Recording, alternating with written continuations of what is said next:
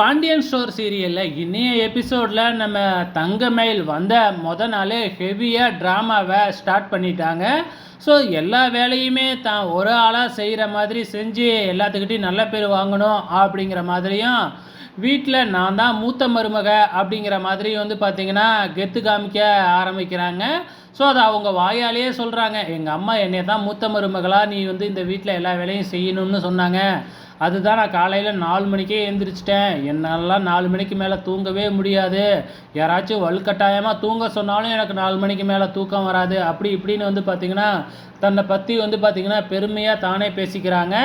So Pandian எழுந்திரிச்சு வந்த உடனே கூப்பிட்டு உட்கார வச்சு, வீட்டை விட்டு வெளியில் போகும்பொழுது வெறும் வயிற்றா போகக்கூடாது, அதனால் டீ இல்லைனா காஃபி குடிச்சிட்டு போங்க அப்படின்னு சொல்லி உட்கார வச்சு கொடுத்துட்டு, அதுக்கப்புறம் அவங்கக்கிட்டேயும் ஒரு நல்ல பேரை எடுத்துகிட்டு இங்கே மீனாவையும் ராஜியும் கொஞ்சம் மட்டம் தட்டி பேசுகிற மாதிரி பேசிட்டு, சொல்ல கேட்காம நேராக போயிட்டு நம்ம செந்தில் ரூமுக்கு போகிறாங்க.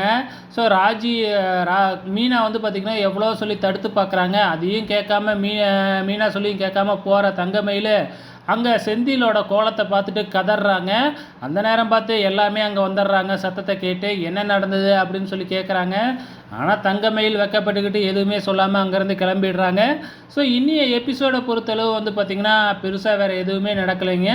இங்கே தங்கமயில் எல்லா வேலையும் செய்கிற மாதிரி பார்த்திங்கன்னா ஒரு ட்ராமாவை ஸ்டார்ட் பண்ணியிருக்கிறாங்க. இது எங்கே போய் முடிய போகுதுன்னு தெரியல. வெயிட் பண்ணி பார்க்கலாம்.